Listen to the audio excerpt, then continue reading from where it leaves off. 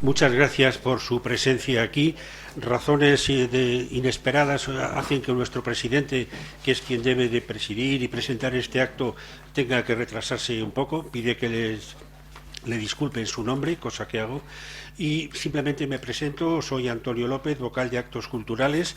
No estaba prevista mi intervención ahora, pero de todas maneras recojo con satisfacción el placer que produce poder presentar a doña Margarita, editora de las obras de nuestro escritor de hoy, hombre que dirige, como es sabido, con gran acierto el aula de lectura de esta sociedad, en donde precisamente se difunde una de las cosas que es propia de esta sociedad: socorre enseñando. Precisamente dentro de unos días habrá aquí un acto homenaje a esa lectura, recordando pasajes del Quijote y otros no tan felices como los de la obra Fahrenheit 451, pero eso será el día de San Isidro. Ahora solo me resta repetir mi agradecimiento por su presencia aquí, a la doña Margarita como editora de las obras y propulsora del trabajo de don Juan Ignacio, y darles una vez más las gracias por su presencia y por aceptarme estas palabras imprevistas. Muchas gracias.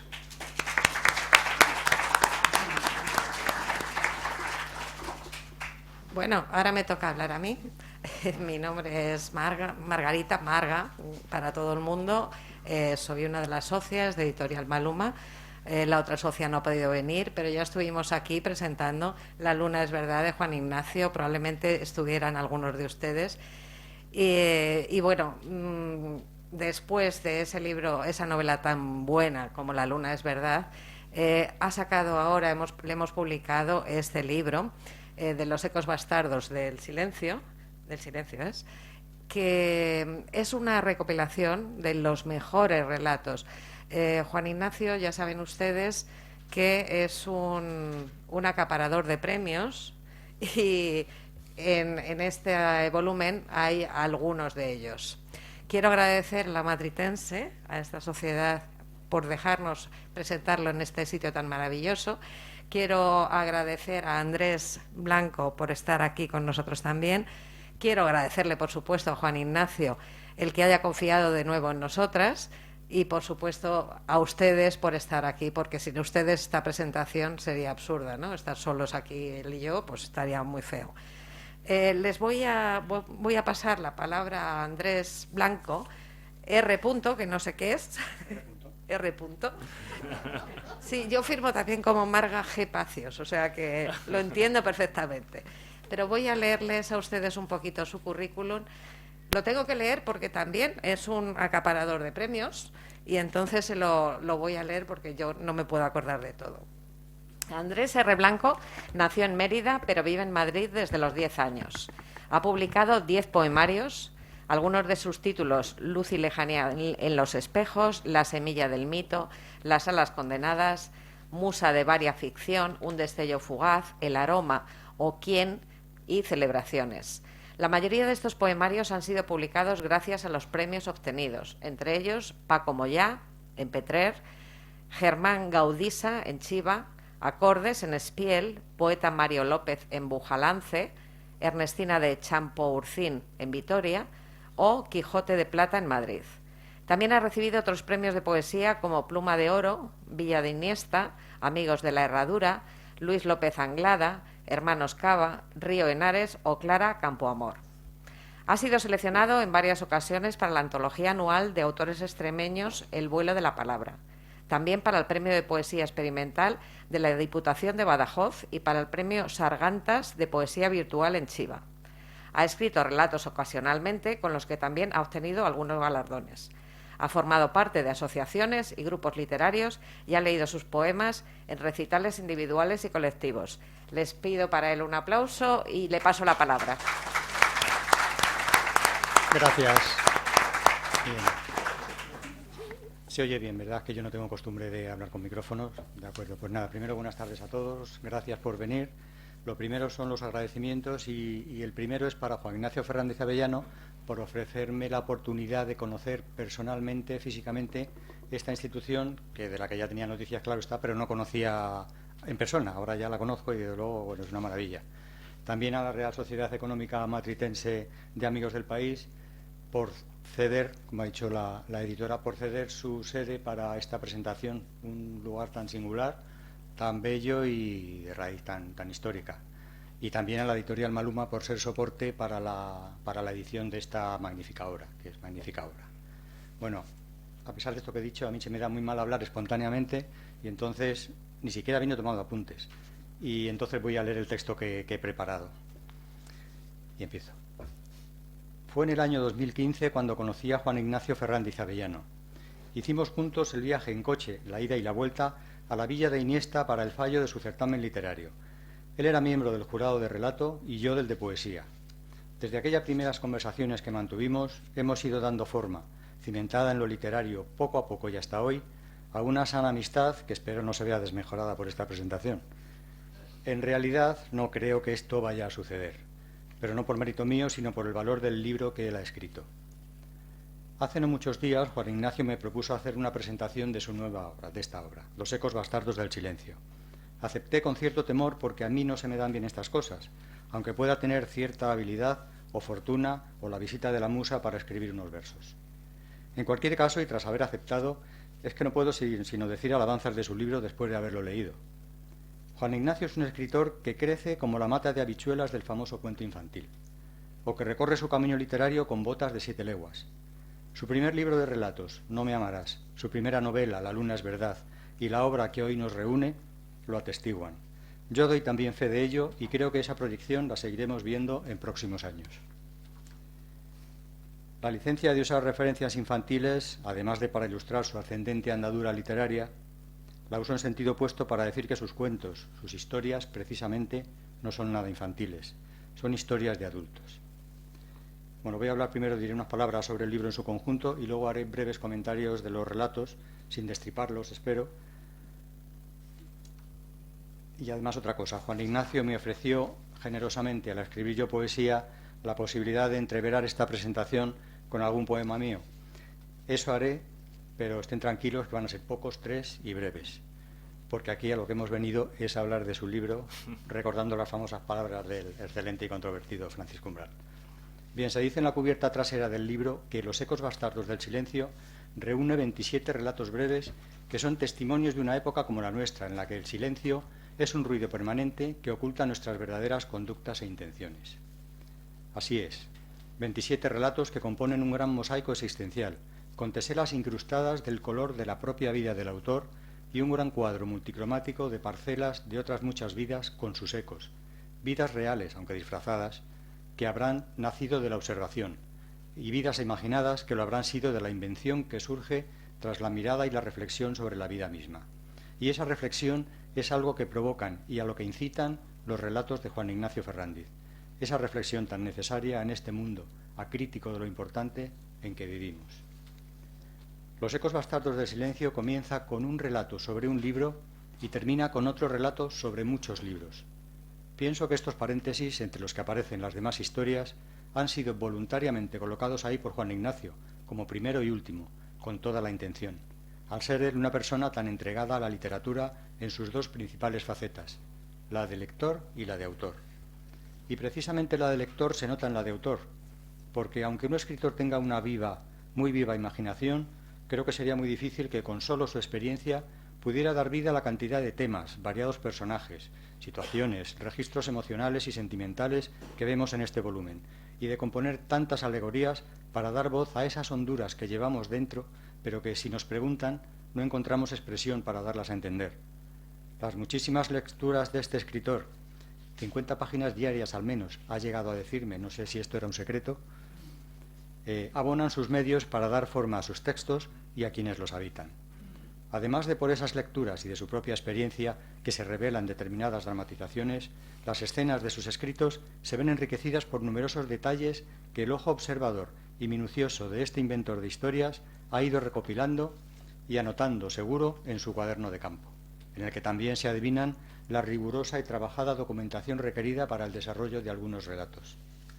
Juan Ignacio Ferrándiz juega respetándolos con sus personajes en una mezcla de voluntades y azar, esto es lo que conforma nuestros destinos, colocándolos a veces bajo el peso de una derrota sentimental, la potencia del amor y del desamor, y otras veces en situaciones de precariedad vital o emocional, siempre a la búsqueda de una supervivencia existencial que puede ir llegando por la aceptación y la resignación, acompañadas de cierto humor, que la salva, otras veces por la rebeldía, el escepticismo, por una bondad latente en distintos grados y sobre todo por la voluntad de seguir tirando en la vida aun en circunstancias adversas que en ocasiones se ven dulcificadas, y aquí aparecen los poderes del autor como demiurgo, cuando cualquier hecho casual o accidental cobra un significado revelador y clarificador. Bueno, por proximidad temática con este mundo real complejo y las figuras que por él transitan, surgidas de la mente del autor, voy a leer un primer poema que podría ser un resumen poético de esa densa espesura. Pertenece al libro Un destello fugaz y se titula Sombras en la espesura. En la espesura arden los odios y los sueños, brillan, relampaguean sus látigos de nieve o de amapola sobre la entraña incierta de los hombres, y los atardeceres acumulan ceniza y las auroras alzan de nuevo su promesa, y todo es importante o todo se marchita como rostro hendido por el tiempo los pasos, las páginas escritas, las tormentas seguidas de la calma, por el tiempo indelebles nuestros sueños, indeleble la faz de nuestros odios, y nosotros pasando, cuerpos leves de piel estremecida, temblor vivo de sombra y esperanza. Bueno, y paso ya a comentar muy brevemente algunos de sus relatos, con la intención, por supuesto, de animarles a su lectura. El titulado Hibernación, con un simbolismo de corte fantástico en la sorprendente situación que vamos leyendo, un relato muy breve e impactante que nos deja en suspenso, o en un suspense reflexivo y misterioso al que nosotros debemos, si podemos, dar solución, como en el famoso microrrelato hiperbreve de Augusto Monterroso. De hecho, lo homenajea con una intertextualidad de similar comienzo. Cuando despertó. Cementerio de Elefantes es una conmovedora e impactante historia con denuncia de cierta realidad social y una incómoda retrotracción a los peores momentos de la pandemia que todos vivimos. Y mucho menos esa incomodidad provoca la pérdida de interés del relato. La ley de las probabilidades, divertido, con un humor ácido pero amable que nos hace reconciliarnos al leerlo con nuestros propios problemas, a modo de sedación, para poder seguir hacia adelante confiando quizás en lo improbable. También nos muestra la manera en que vivimos alimentados por una fila de pequeñas ilusiones del día a día que paulatinamente van cayendo como fichas en hilera de dominó. En este y en otros cuentos se nota la maestría del autor en cómo va desgranando poco a poco los datos necesarios a lo largo del hilo de la narración para que lleguemos finalmente a contemplar la pieza completa, un tapiz que nos permite ver el relato en su conjunto de una vez, como un cuadro con todos sus componentes y detalles relacionados. Hay otra historia, no voy a decir su título, que a mí me parece increíblemente bien escrita y hermosa y que te remueve hondamente. Un argumento sentimental que además roza el tema también de la España vacía y tiene un giro imprevisto y magistral que le deja a uno descolocado. No digo el título para que lo busquen ustedes. ¿Cuánto vivió un elefante? Esa es una crónica deliciosamente melancólica del maravilloso, no tan maravilloso mundo del circo, de su trastienda más vulgar que fabulosa. Nivel 10, que no es un relato, sino casi un videojuego, una historia emocionante en la que se enhebra magníficamente lo real con lo virtual, sobre la lacra del maltrato y el amor de un hijo. Está tan perfectamente fusionada la narración entre la historia que cuenta y el videojuego que yo me pregunto si Juan Ignacio no descansará entre las horas de su tarea de creación, sacando a ratos la consola del armario y usando el mando, el joystick, como un verdadero gamer profesional. De la historia que me gustaría escribir, ese es el título, me van a permitir que lea unas de sus líneas. La historia que me gustaría escribir sería el encuentro entre lo que siento y lo que siente el que lo lee. Una comunión, un espejo más allá de las palabras, como si el lector se zambullera en mi texto y encontrando que lo que lee lo podía haber escrito él mismo, sintiera que necesita saber más de mí, entender su existencia con la mía, con mis renglones. Sabría tal vez lo que soy yo, lo que somos. Una de las aspiraciones profundas de cualquier escritor, yo sé que lo es de Juan Ignacio, es que se establezca esa comunicación, esa comunión esa empatía intensa del lector con el autor a través de la literatura. ¿Que para qué sirve eso, si es que sirve para algo? Pues tal vez para pensar o sentir que no estamos solos, o al menos que podemos no estar solos. El gato de Alekhine maulla en campos de fresas es un estupendo relato en el que se mezclan el juego del ajedrez y la denuncia social, con esas situaciones frustrantes en las que un talento destacado se ve constreñido por un entorno que le impide salir a la luz. Relato ilustrado, además, por fragmentos de la biografía real de un controvertido ajedrecista. Y aquí de nuevo, aprovechando el generoso ofrecimiento de Juan Ignacio,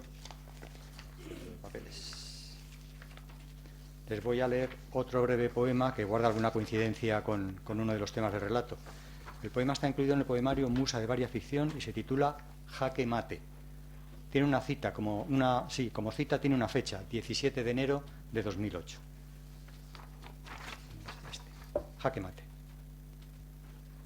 La muerte vislumbró que su venganza al fin había llegado, pero tuvo cautela, tal era el contrincante.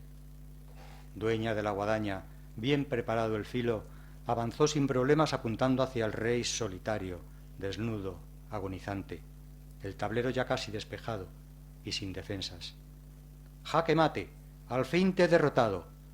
La reina de la sombra, exultante y feliz, celebró su victoria con unos cuantos muertos. Pero él, y que se sepa, rey viejo ya, rey loco, jugaba con las negras hacía mucho tiempo. Así perdió, sentado en el olvido, Bobby Fischer la última partida.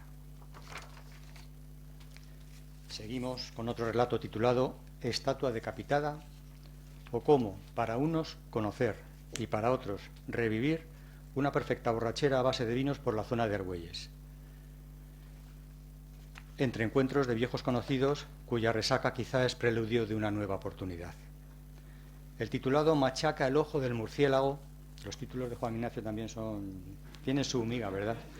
Machaca el ojo del murciélago, sobre un boxeador en decadencia, no es un relato, sino una película de cine negro, con todas sus pasiones, como algunas de esas películas de José Luis García o una de aquellas estupendas en blanco y negro del Hollywood de los años 40.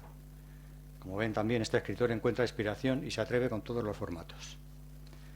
Hay otro cuento intenso y desgarrador, y aunque esa palabra no aparece mencionada en ningún momento, sobre el Alzheimer, lo que nos hace ver igualmente que Juan Ignacio Ferrándiz es testigo responsable y quiere dar testimonio de su tiempo, de nuestro tiempo, de la problemática que cada día nos encontramos en nuestra misma casa o en la de al lado o en las noticias. En sus historias encontramos una multiplicidad de relaciones: padres, madres, hijos, hermanos, abuelos, nietos, amigos, amantes, ex, compañeros, jefes, un gato, un elefante e incluso un pez en su pecera. Un amplio abanico que ofrece un aire a veces divertido, fresco y otras veces lacerante o amargo. Pero siempre entretenido, no debemos despreciar esta palabra, interesante y estimulador de posteriores cavilaciones. Mudanza es el título del último relato, metaliterario, excelente relato, que yo veo como una declaración de principios y un propósito personal acertadamente entretejido con títulos de libros, autores y personajes, lo que supone además una gran ayuda a cualquier interesado en la buena, en la excelente lectura, y es además, creo, un guiño u homenaje al club de lectura que Juan Ignacio dirige. Bueno, llegados a este punto también, por afinidad con el placer que nos aportan los libros y agradeciendo a la Real Sociedad Económica Matritense, que sé que contiene una magnífica biblioteca, leeré el último poema que se titula Joyas, bibliofilia, si lo encuentro. Sí, joyas. A veces, en medio de la selva de la vida y las calles, cercano el ruido de la lucha, el lado del furor y el desencuentro, se alcanza la verdad, una verdad y la belleza. No hay más que andar, los ojos bien abiertos, apartando malezas, esquinas apretadas que esconden un antiguo monasterio, un palacio, su torre, y allí la vieja biblioteca. En ella, luminosas reliquias de papel, joyas encuadernadas que se abren con un cuidado extremo, respirando despacio para que no se asusten las frases allí escritas, diamantes que a la luz de unos ojos lectores proyectan su esplendor. Encuentro algunas veces, en lugares así, un texto sin distancia, unas letras profundas, mágicas, brillantes, que guardo entre las horas que ama el corazón.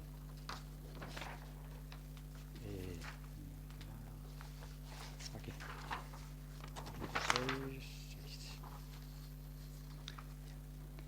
Bien, no sé si una de las funciones de la literatura es el conocimiento, no solo en abstracto, sino llevarnos a un mejor conocimiento de nosotros mismos, de nuestro interior y nuestras pulsiones, de nuestras debilidades y nuestros recursos, de nuestras frustraciones y nuestras esperanzas, nuestra compleja realidad en suma.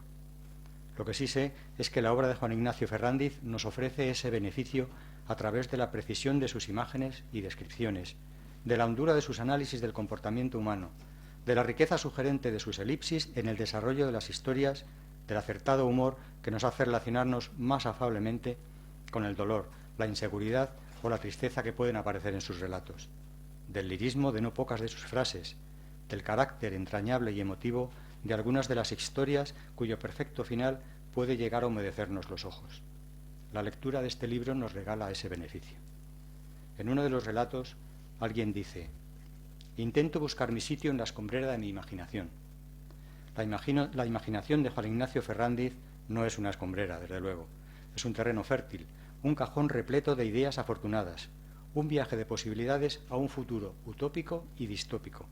Y aunque habrá de los dos, en ese futuro literario de Juan Ignacio, seguro que encontraremos más del distópico, porque creo que él prefiere plantear problemas, contar suave o cáusticamente lo desagradable, lo duro de la vida, para con ello intentar buscar una solución o al menos una mejoría.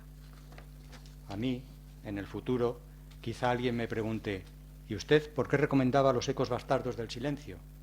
Y yo diré, como dice un personaje de otro de sus cuentos: porque olía a la verdad del mundo. No les entretengo más y ya termino, y discúlpenme por asaltarles con otro poema que, un poco a modo de juego entre el ripio y el afecto, he escrito para la ocasión. La idea la ha motivado una peculiaridad del nombre de Juan Ignacio en la que he reparado hace 2 días. Tras leerlo me callo y cedo directamente la palabra. Sentir el desamor, la soledad, y no obstante encontrar una sonrisa propia o ajena al paso de una brisa cargada de decencia o voluntad. Enfrentarse a la cruda realidad del mundo que golpea y que no avisa. Semblanzas de lo nuestro. Son premisa de este libro que guarda calidad, hondura y reflexión. Así sentencio, y lo digo de forma concluyente, de Los ecos bastardos del silencio. Historias concebidas por la mano del autor que a mi lado está presente, Juan Ignacio Ferrándiz Avellano. Gracias.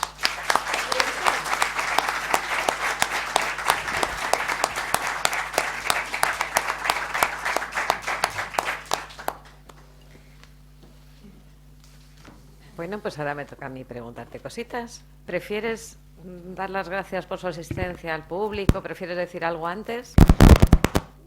Bueno, no es que lo prefiera, es que si no, no podemos seguir, porque tengo muchos agradecimientos que dar aquí y bueno, pues el que no agradece al diablo se parece, decía mi abuela. Lo primero, agradecer a la Real Sociedad Matritense Económica de Amigos del País este apoyo logístico tan maravilloso que ennoblece una obra humilde como la mía, ¿no? Y desde luego da un marco impresionante. Y además su generosidad para ayudarme en la presentación de mi libro, ¿no? Que eso es también un segundo punto bastante importante. A Editorial Maluma por confiar en mí y porque le gusten mis libros y porque esté dispuesta a arriesgarse con ellos, y ojalá algún día las ventas consigan recompensar todo ese esfuerzo que está haciendo Maluma, ¿no? Yo lo deseo.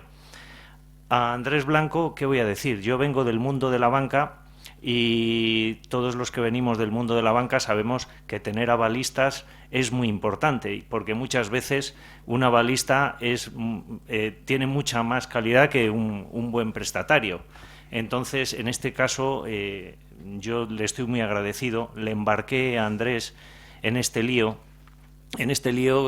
que supone, y ahora lo puedo confesar, un abuso de amistad.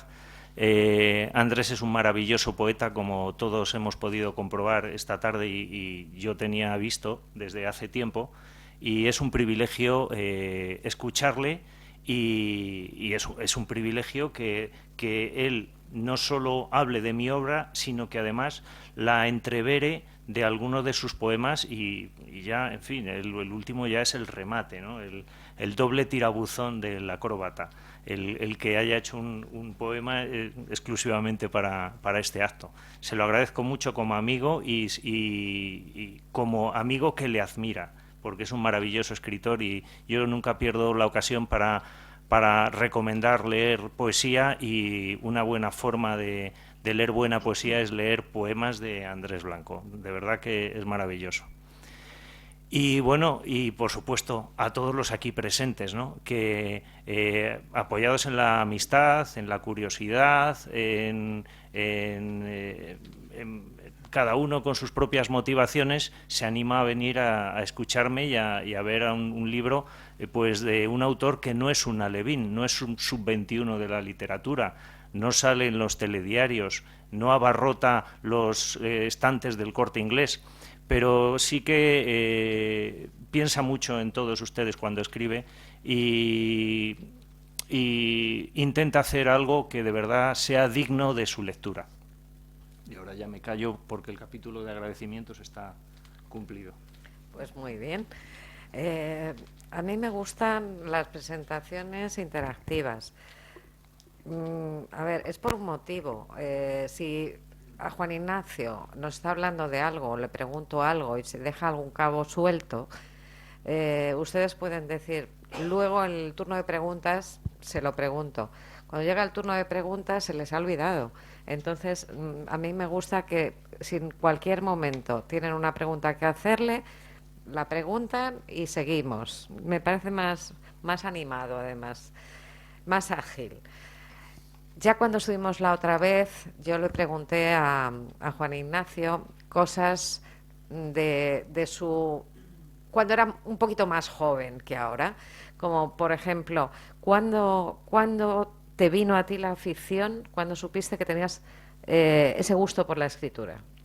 Bueno, yo no soy capaz de distinguir el gusto por la escritura del gusto por la lectura.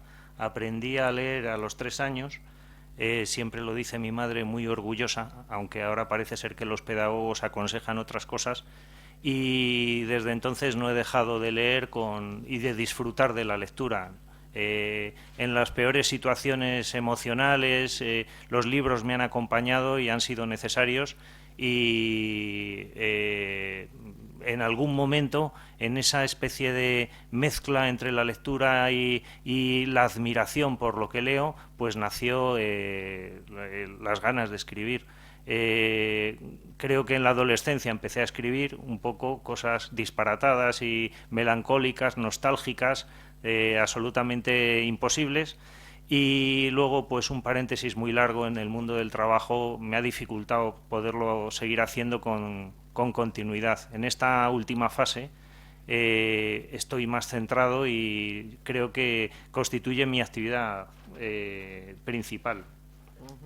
¿Eres un autor, un escritor que planifica su obra o deja volar la pluma? ¿Eres de mapa o de brújula? Bueno, con la luna es verdad, antes de escribir la primera línea ya tenía absolutamente todo previsto, fue totalmente de mapa, y ahí trabajé teniendo en cuenta el perfil de los personajes, las tramas, las principales, las intermedias, cada capítulo, lo que esperaba que diera de sí mi escritura, y solo cuando tuve todo eso muy claro empecé a escribir. Sin embargo, Los ecos bastardos del silencio es la producción, es una especie de recopilación de la producción de los últimos 3 años, yo diría. Dicen los brahmanistas que el hombre cada 7 años cambia de piel, ¿no? Bueno, pues yo en mitad de esa muda me parecía importante cerrar capítulo y generar este libro. Este libro, la mitad, yo diría que lo he escrito en el último año, y la otra mitad en un intervalo de ese último año y hace 3 años. Y Bueno, los ecos bastardos del silencio ya no responden a un mapa, responden, yo diría, que a un impulso. Constantemente estoy escribiendo relatos y hay muchos más relatos de los que publico en este libro. Pero ha llegado un momento en que yo pensaba que, anticipándome a la próxima muda de piel, yo debía de recopilar la obra viendo en todos estos relatos un no sé qué, algo que era un factor común, un mínimo común múltiplo, que los asimilaba y que me parecía que tenían que convivir en un mismo libro, ¿no? Y entonces estos impulsos fueron impulsos individuales, impulsos no previstos, dentro de una actividad que no para, ¿no? Siempre hay alguna historia en la cabeza que contar. ¿Y tú, de dónde te sacas las tramas? ¿Cómo te inspiras? Tú eres muy prolífico. ¿Qué mente tienes para tener tanta historia y metida? Es que yo creo que la vida nos llena de historias a todos. Lo que pasa que vamos muy deprisa y no reparamos en ellas. Seguro que cada uno de los que estamos aquí presentes, si miramos a la derecha o a la izquierda, vemos personas, intentamos, esa primera intuición ya nos arroja pistas sobre el tipo de persona que tenemos al lado, cómo viste, cómo huele, cómo se mueve, qué es lo que hace. Todos estamos creando constantemente relatos. Lo que pasa que no reparamos o no tenemos la intención, en primer lugar, de sacarle algún rendimiento a esa historia y luego el detenimiento para poder elaborarla, ¿no? ¿De dónde te sacas esos títulos que, como decía Andrés, hay algunos muy peculiares? Y los nombres de los personajes. ¿Pones a los personajes que más te gustan o más buenas personas son los nombres de gente conocida a la que quieres, y a los malos, a los que no te gustan tanto? No. No. Yo intento eso hacerlo un poco más científico, los nombres me refiero, y de alguna forma, viendo cuál es el perfil del personaje, pues imaginar un nombre para él, ¿no? Y bueno, pues en cuanto a los títulos, yo creo que los títulos son una parte más del cuerpo del relato y deben de aportar algo al relato, ¿no? Y también pues es la marca que tiene, la etiqueta que encontramos en el producto que compramos y de alguna forma lo que nos llama la atención. Entonces hay que aprovecharlo. Por eso creo que también es importante cuidar de alguna forma el título, ¿no?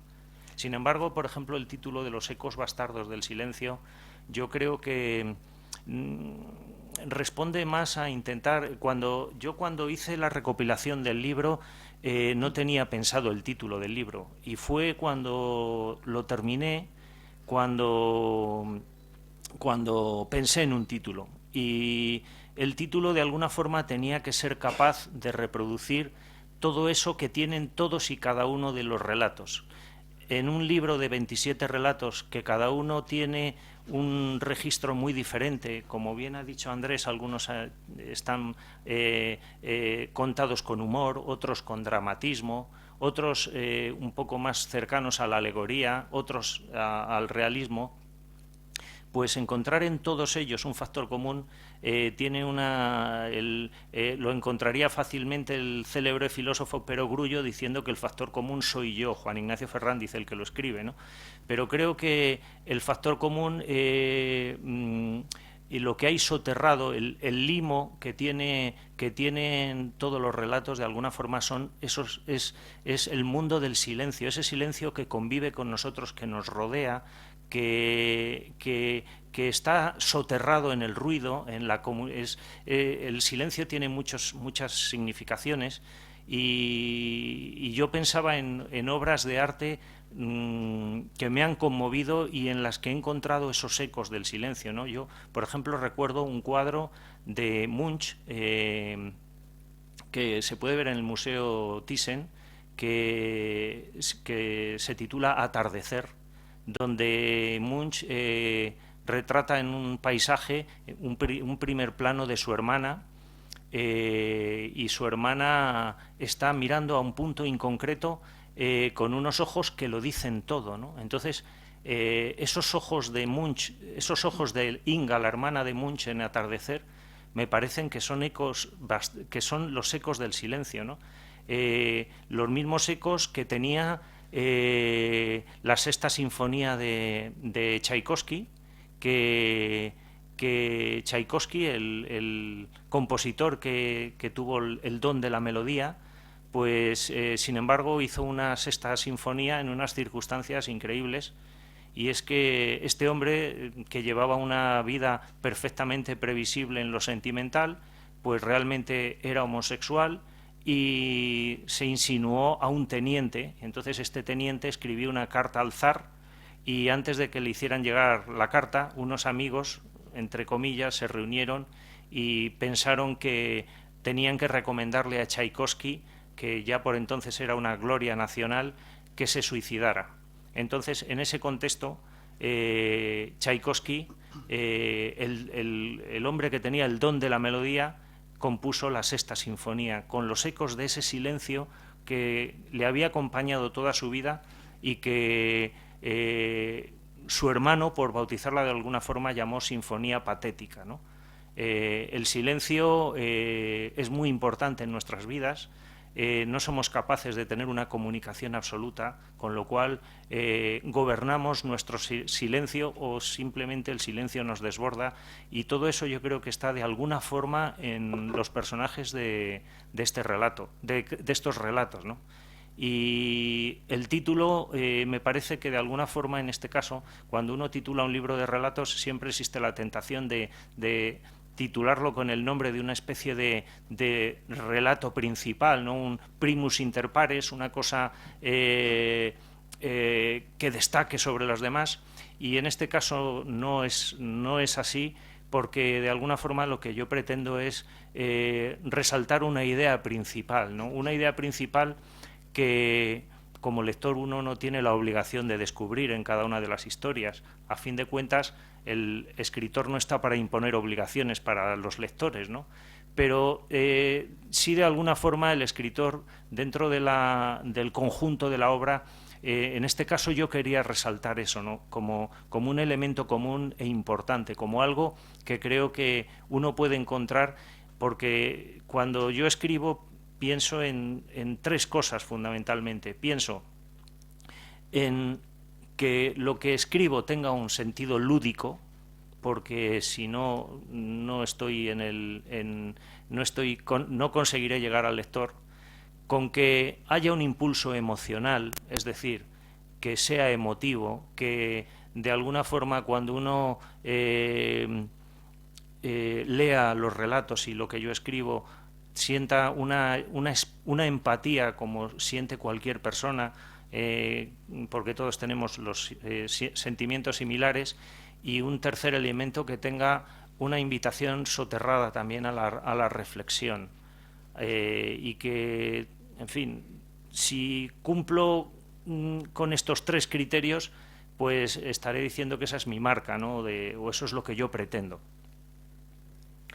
Sin palabras me has dejado. Eso... Es que habla de maravilla este hombre, y además sabe de todo, hasta de pintura. Bueno, no Yo sé de de Munch pintura. conozco el Grito. Pero... Bueno, el Grito, ya me alegro que hables del Grito, porque a mí me gusta mucho Munch, me encanta Munch, el Grito en particular. Siempre, además, es que no sé por qué hablo del cuadro Atardecer y de los ojos de Inga, ¿no? Porque podría hablar del Grito. El Grito yo creo que es quizás uno de los cuadros que más ilustran el silencio de la pintura universal, o por lo menos eso a mí me parece, ¿no? De hecho, creo que Munch escribió en 1892 un texto en el que explicaba cómo había pintado el Grito, y lo que dijo es que él iba paseando con unos amigos, y de repente sus amigos continuaron, y él se apostó en una pasarela al lado del agua y sintió una angustia que le enmudeció.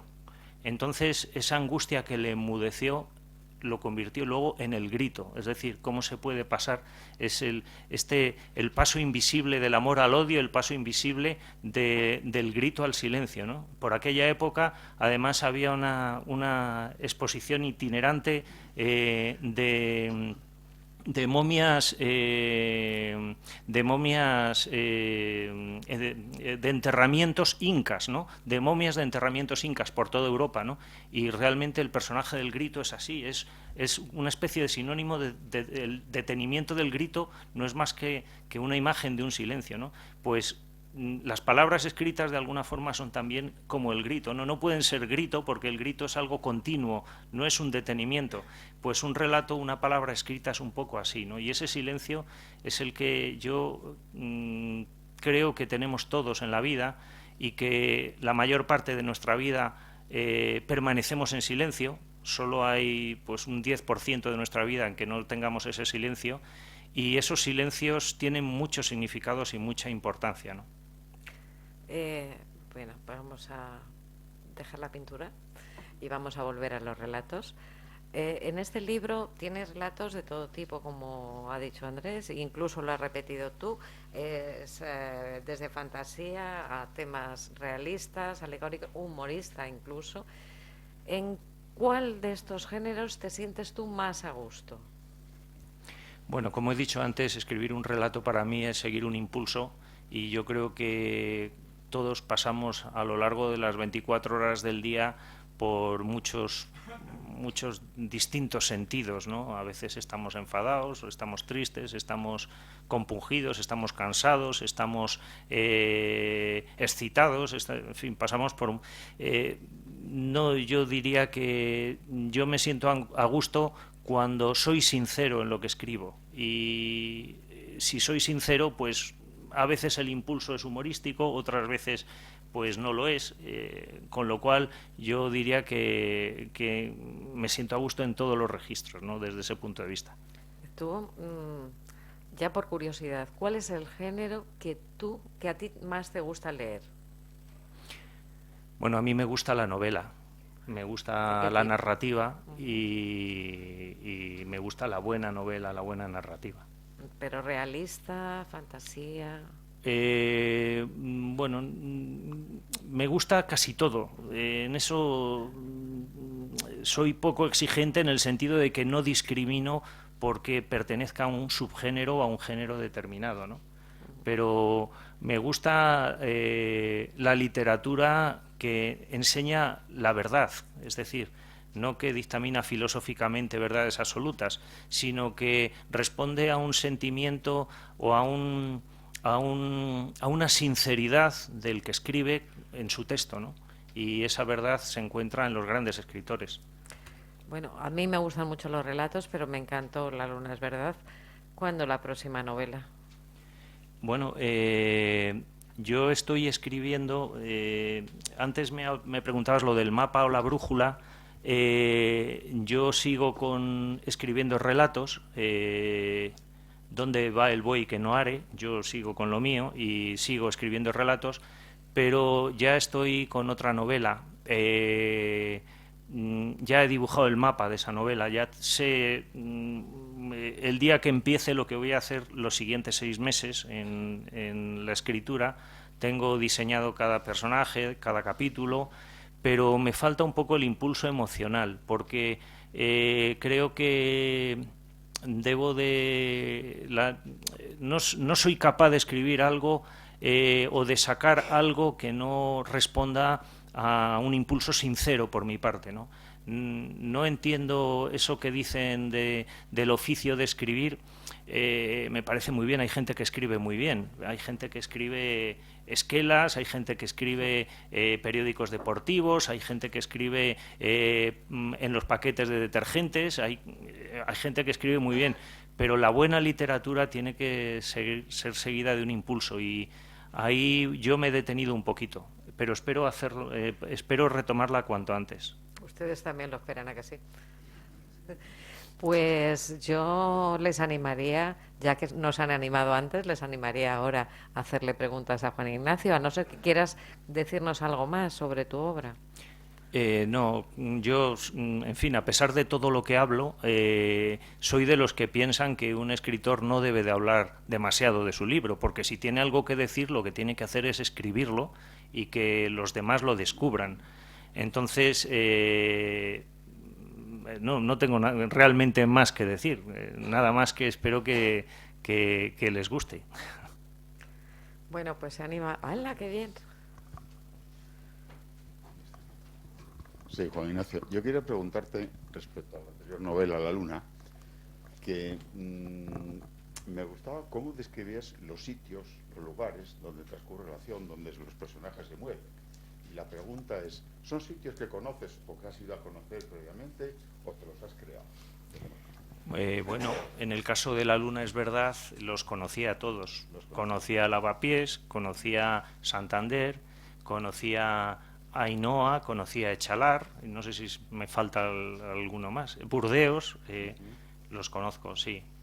Sí, pero bueno, al final, aunque los conozcas, eso te da seguridad. Yo recuerdo, estuve en una conferencia de Andrés Newman, el escritor argentino, que me gustó mucho porque, bueno, pues, en fin, siempre es un modelo, un patrón para un escritor escuchar a otro, ¿no?, que tiene un cierto éxito. Y este hombre dijo que había, es escritor argentino con apellido alemán. Este hombre dijo que había escrito una especie de novela sobre una ciudad alemana en la que de la que era originaria su familia, pero que él no conocía, y que cuando terminó la novela, pues dijo, hombre, antes de publicarla voy a conocer la ciudad de mi familia y voy a verla. Pues cuando fue, descubrió que a la entrada de la novela, a la entrada de la ciudad, había un regato donde apenas uno se mojaba el tobillo, y él había ahogado a un personaje en ese relato, ¿no? Entonces, estas cosas pasan, con lo cual yo intentaré conocer los sitios. Es más fácil también. Gracias. De nada.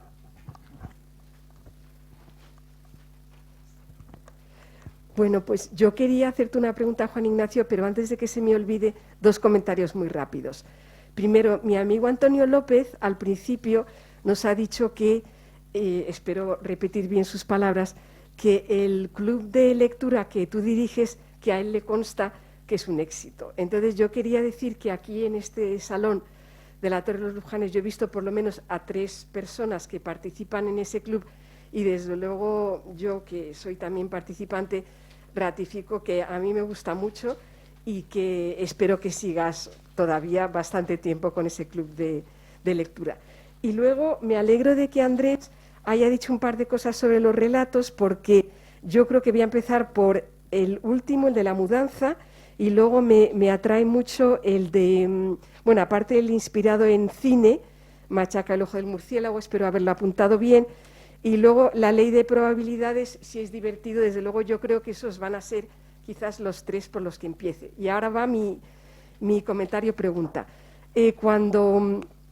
Cuando Margarita te ha preguntado algo así como ¿qué te inspira las historias?, yo me he apuntado aquí: todos somos capaces de sacar rendimiento a las historias o algo parecido. Entonces, mi pregunta es, un escritor principiante que lleve, por ejemplo, solo 2 relatos y otro que lleve 30, 40 o los que sean, o sea, en una regla, pues el que empieza y luego ya experimentado. Entonces, a medida que un escritor va escribiendo relatos, esa capacidad para sacarle rendimiento a las historias aumenta, o puede haber escritores que por mucho relato que escriban, pues les falla esa capacidad. No sé si mi pregunta está clara o me he liado un poco. Bueno, gracias. Bueno, respondo primero a lo del club de lectura, que acabas de descubrir cuál es mi estrategia en estas cosas. Yo me rodeo de buenos avalistas y así las cosas me salen bien. En el club de lectura leemos maravillosos libros, y así es muy fácil disfrutar de un club de lectura con una buena selección literaria, ¿no? Yo creo que que eso, en fin, no tiene mucha magia, es así. Desde el punto y desde luego mi aspiración es a que continuemos disfrutando, porque hay millones de libros extraordinarios para seguir leyendo.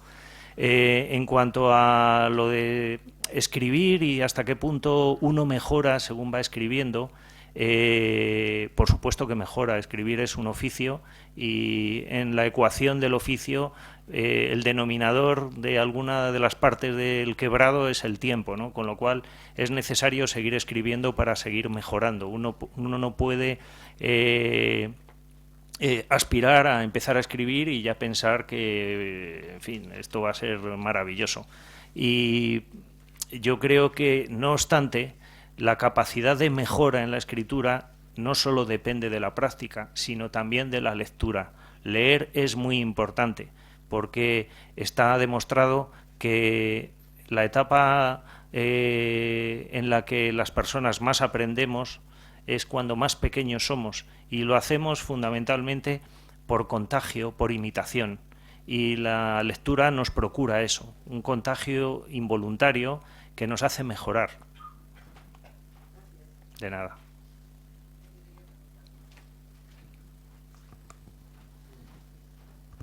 Mira, Juan Ignacio, yo quería preguntar, siempre es una pregunta más genérica, siempre me hubiera gustado preguntársela a un escritor, y ahora que tengo un amigo escritor, la voy a preguntar, y encima que además tenemos aquí a Andrés, un excelente poeta.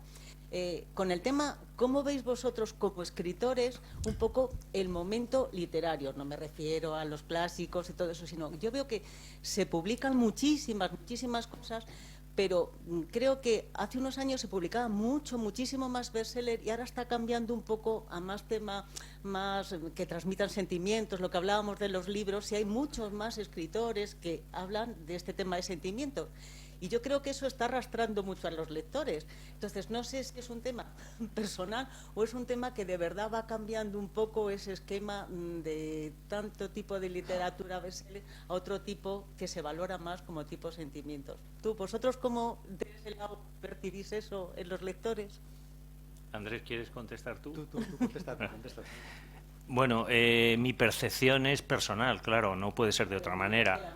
Y además uno tiene ya una edad en la que le gusta mirar las cosas por el retrovisor. Cuando uno es más joven, mira conduciendo para adelante. Cuando uno tiene ya mi edad, pues mira siempre por el retrovisor y dices, nada será tan bueno como lo que se ha escrito hasta ahora. Eso es un error, por supuesto, ¿no? Pero sí que tengo una cierta tendencia a la melancolía y a ver escritores que algunos de ellos han fallecido, ¿no? Y a pesar que son que no se van a poder repetir, lo cual también es otra quimera, es imposible, ¿no? Porque al final siempre sale gente buena. Yo creo que ahora mismo se está viviendo en el panorama internacional un buen momento. En algún área concreta a mí me parece excelente. En España creo que hay buenos escritores, no tantos como efectivamente se publican. Y en cuanto a hasta qué punto la novela sentimental impulsa o llena las librerías o las preferencias de los lectores, yo creo que no es más que una tendencia, porque en general el mercado... o sea, los lectores, los compradores de libros, yo creo que está el mercado muy fragmentado y hay todo tipo de tendencias, ¿no? Y hay todo tipo de preferencias, y en ese caldo de cultivo pues hay tantos subgéneros que cuesta casi definir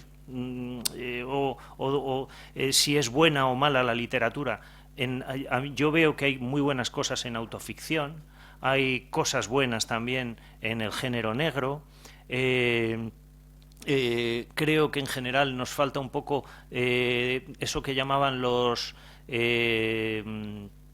la generación perdida de Estados Unidos, los escritores americanos, lo torcido cotidiano. Eso creo, esta es una opinión muy personal, que cuando vemos escritores como Galdós o como Pío Baroja o como Miguel de Unamuno, pensamos que España ha tenido épocas en las que se ha podido reflejar más la realidad social de la que tenemos ahora. Ahora quizás eso torcido cotidiano que decían los escritores de la generación perdida americana, pues no lo veo tanto, ¿no? Creo que en general somos una sociedad poco autorreflexiva a través de la literatura en este momento. Y la reflexión viene a veces con tendencias un poco radicales o no excesivamente centradas, bajo mi punto de vista. Y en eso hago autocrítica, porque claro, cuando uno escribe cosas como La luna es verdad, prefiere escribir eso a escribir otras cosas pues que puedan llegar a ser una denuncia social o no sé, una previsión de lo que se nos puede venir encima, en fin, estas cosas que se hacen en literatura. No sé, Andrés, ¿tú qué opinas? No voy a... Poco puedo añadir lo que ha dicho él, quizá una opinión personal nada más.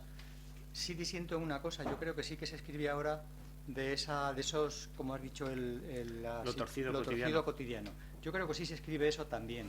Lo que pasa es que ahora, como hay una gran facilidad para la edición, autoedición y todo eso, se escribe aparecen tal cantidad de libros que es dificilísimo ir encontrando, meterse por todos esos vericuetos y ver una gran calidad o mucha calidad en los libros que hay publicados.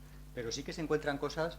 Yo veo, más que libros, leo libros, pero también veo reseñas y yo creo que sí que se encuentran novelas y libros, relatos y ensayos también que hablan de esa realidad que estamos viviendo ahora y que, bueno, pues que es torcida, ¿no? Y que incluso también provocan reflexión. O sea, eso sí que lo creo. No creo que haya ahora, y no creo que haya bestsellers malos tampoco. Hay bestsellers que son muy buenos. Y la tendencia, yo creo que ahora también se venden muchísimos bestsellers, supongo que se leen, como también supongo que se lee todo lo que se compra, de lo que no estoy seguro.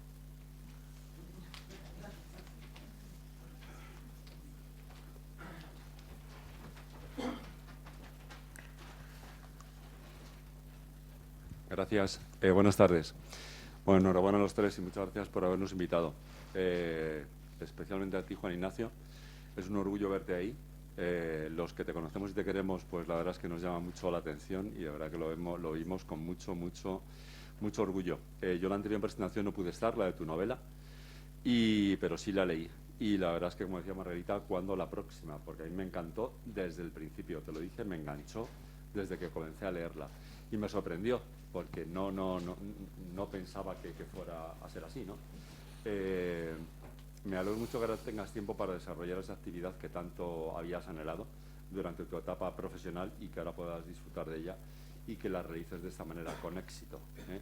Yo creo que muchos hemos leído pues muchas cosas, no tanto libros, sino cuando estás trabajando mucho correo electrónico y mucha presentación, PowerPoint y muchas cosas así, pero cuando tienes tiempo para descubrir lo que una persona, un autor como tú, puede resumir en poquitas páginas y a cambio de un precio pues tan bajo, tan limitado, tan asequible, la joya que hay dentro de un libro, cuando es bueno, como la novela que yo leí tuya, pues la verdad es que es una maravilla. Es fascinante poder disfrutar de ese trabajo con ese gran mérito que tiene el autor, y yo creo que eso es, coincido como tú con la novela. A mí también es lo que más me gusta, la buena novela, claro, porque también leyendo pues leemos cosas que no son tan buenas, ¿no? Pero bueno, sobre todo quería agradecerte la invitación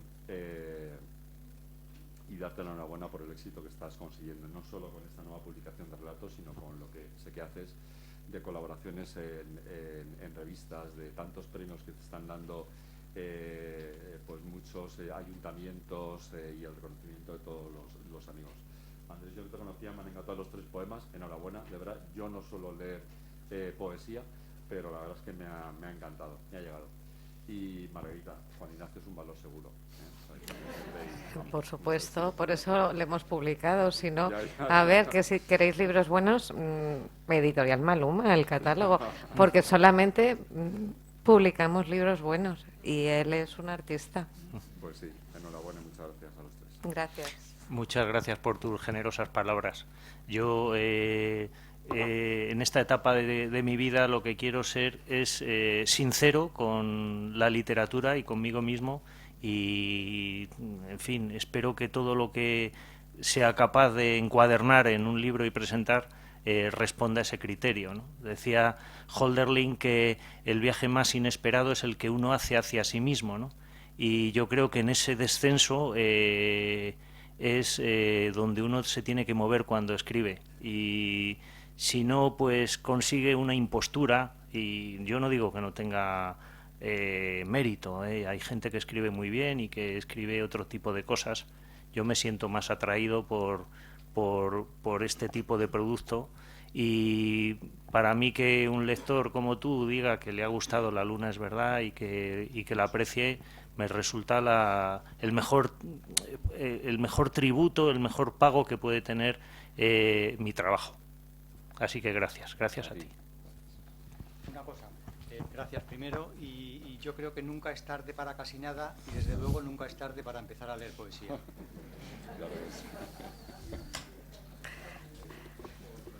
¿Alguna pregunta más?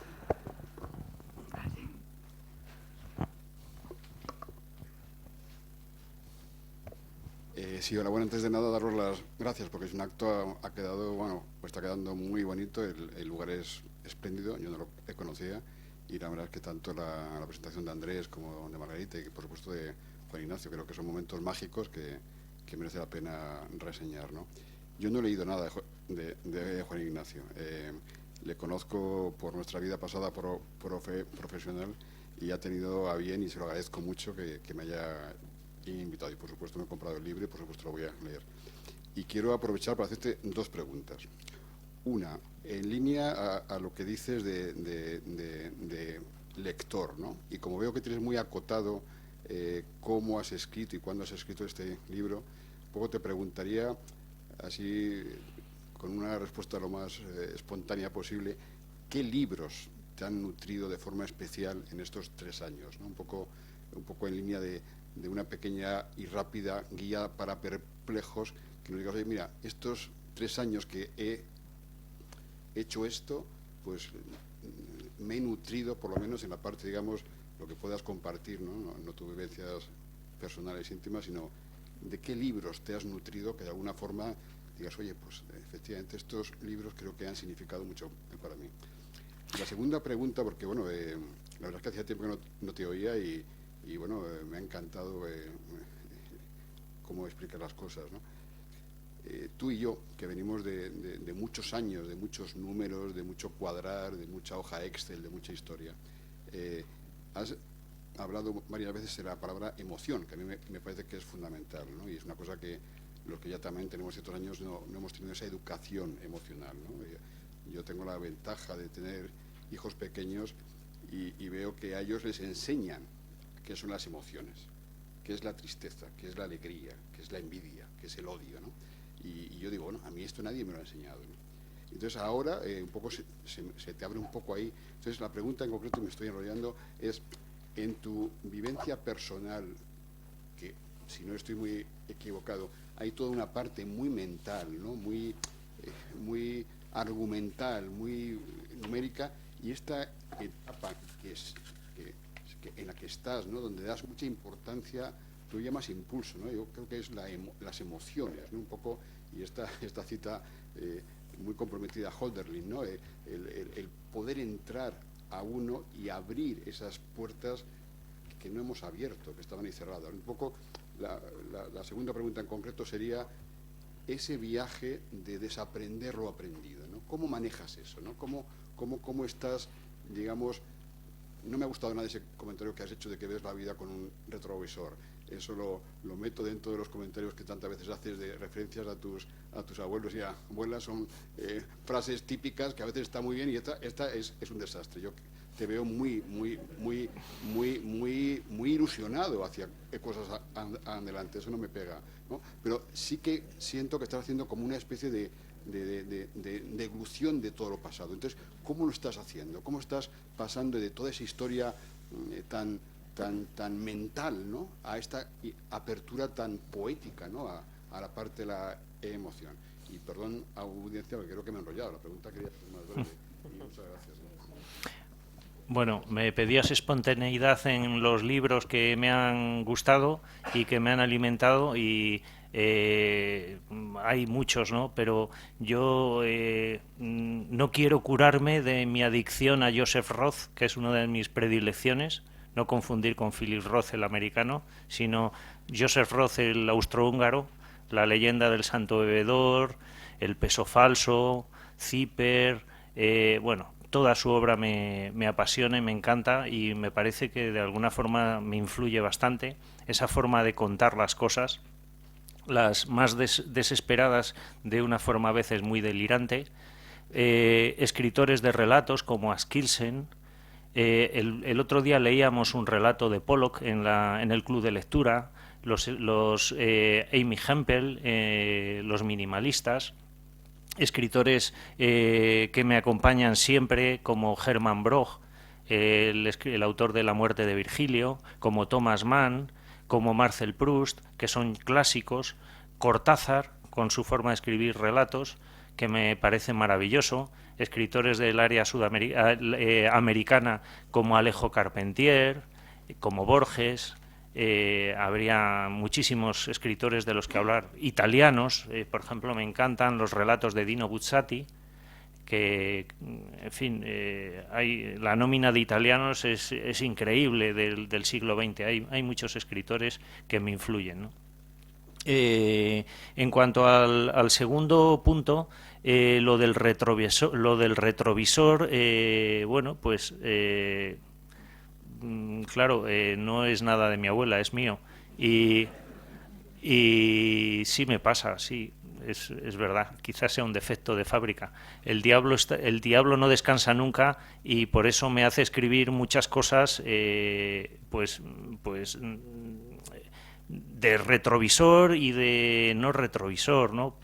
Y de mirada hacia adelante, pero el impulso emocional pues es muy impredecible, ¿no? Yo recuerdo hablando del silencio también, me acuerdo de Goya, un sordo que pintaba, como Beethoven, un sordo que componía, ¿no? Y del capricho de Goya, donde sobre una mesa un personaje está como dormido, y en la mesa pone: el sueño de la razón produce monstruos, y de su cabeza salen todo tipo de aves nocturnas y de demonios, etcétera, ¿no? El impulso emocional es un poco cabrito, y perdonad esta expresión, porque te empuja en direcciones que no son convenientes, y claro, no se trata tampoco de ser conveniente cuando uno quiere ser sincero escribiendo. Simplemente se tiene que dejar arrastrar por ese impulso, y es verdad que la vida, pues mi vida personal, pues ha tenido una trayectoria profesional de mucho trabajo, muy asociada a los números, pero como decía antes, el diablo no descansa nunca y sigue, en fin, en todo momento, en el momento más intrascendente sumergido en los números, pues sigue trabajando ese diablo, ¿no? Y sigue impulsando una emoción que me mueve a escribir, ¿no?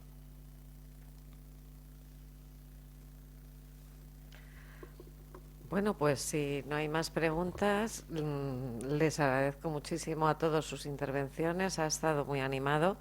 Les invito a adquirir los libros si no lo han adquirido todavía. Está en Los ecos bastardos, y hemos traído unos poquitos de La luna es verdad, por si alguien no lo tenía. Y después que lo firme aquí el artista. Muy bien. Un aplauso muy grande para Juan Ignacio.